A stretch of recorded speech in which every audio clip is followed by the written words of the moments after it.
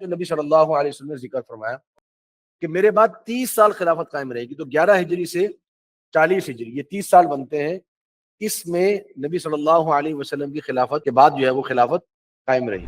پھر آپ نے فرمایا کہ ثم تکون ملکا عضوضا، اس کے بعد بادشاہت ہوگی عضوضا، کاٹ کھانے والی، ملکا عاضا آپ صلی اللہ علیہ وسلم نے ذکر فرمایا۔ اب اس کے بعد بادشاہت کس کا آغاز ہوا؟ بادشاہت کا آغاز ہوا جناب معاویہ سے۔ اچھا، یہاں پر نبی صلی اللہ علیہ وسلم نے ذکر کیا کاٹ کھانے والی بادشاہ۔ اس حدیث کو لے کے بعض لوگ جو ہیں وہ جناب معاویہ کے اوپر الزام لگاتے ہیں کہ دیکھیں جی نبی صلی اللہ علیہ وسلم نے ذکر کیا ہے ملکن عضوضا۔ یہاں آپ کو اہل سنہ والجماعہ کا ایک جو خصوصیت ہے وہ معلوم ہوگی۔ اہل سنہ والجماعہ کی خصوصیت یہ ہے کہ وہ ایک حدیث کو لے کے باقی حدیثوں کو چھوڑ نہیں دیتے، بلکہ وہ تمام ایک مسئلے کے اندر جتنی بھی حدیثیں ہوتی ہیں سب کو جمع کرتے اور ان کو جمع کرنے کے بعد پھر ایک مفہوم نکالتے، کیونکہ ہمیں معلوم ہے کہ بسا اوقات احادیث کے اندر اختصار ہوتا ہے، بسا اوقات احادیث کے اندر اختصار ہوتا ہے۔ اب اس حدیث سے معلوم یہ ہو رہا ہے، مفہوم اس کا یہ نکل رہا ہے کہ خلفائے راشدین کے فوراً بعد جس ملوکیت کا آغاز ہوگا وہ کاٹ کھانے والی ملوکیت ہے۔ کاٹ کھانے والی سے مراد کہ جس میں لوگوں پر ظلم ہوگا، یہ مراد ہے اس۔ لیکن ایک اور حدیث ہے جو کہ معجم طبرانی کی روایت ہے، امام البانی رحمہ اللہ نے اس کو صحیح قرار دیا ہے، صحیح روایت ہے۔ اس روایت میں آپ صلی اللہ علیہ وسلم نے ذکر فرمایا جب تک اللہ چاہے گا تو نبوت اور رحمت باقی رہے گی، اس کے بعد پھر فرمایا پھر خلافت اور رحمت باقی رہے گی جب تک اللہ چاہے گا، پھر فرمایا کہ ملوکیت اور رحمت آئے گی، بادشاہت اور رحمت آئے گی، اس کے بعد جو ہے وہ کاٹ کھانے والی بادشاہت ہے، اور یہ صحیح روایت ہے۔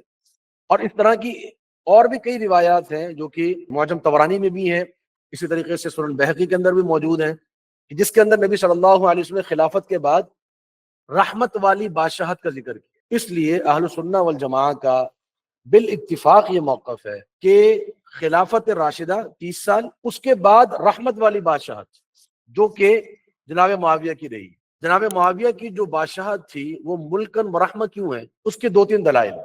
ایک تو دلیل میں آپ کو دے دی، نبی صلی اللہ علیہ وسلم کی حدیث ہے ملکن ورحمہ۔ دوسری بات یہ ہے کہ نبی صلی اللہ علیہ وسلم نے جناب حسن کی جو فضیلت بیان کی ہے، اس فضیلت کا انحصار جناب معاویہ کی بادشاہت کے اوپر۔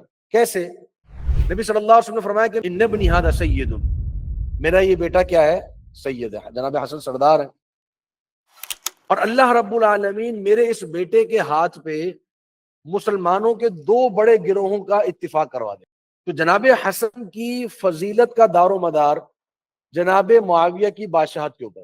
اب اگر بادشاہت کاٹ کھانے والی ہوتی تو جناب حسن کی فضیلت نہ بنتی، کیونکہ کاٹ کھانے والی بادشاہت تو ظلم ہے، اور ظلم کی بنیاد پہ فضیلت قائم نہیں ہو سکتی، ظلم کی بنیاد پہ فضیلت حاصل نہیں ہو سکتی۔ کیسے ممکن ہے کہ جناب حسن ایک ظالم جابر بادشاہ کے ہاتھ پر بیعت کر لیں اور اس بنیاد پر جناب حسن کی فضیلت قائم ہو جائے؟ یہ ہمارا سوال ہے ان لوگوں سے جو جناب معاویہ کے اوپر لان تان کرتے ہیں کہ جناب معاویہ کی بادشاہت کو سب سے پہلے تسلیم کس نے کیا ہے؟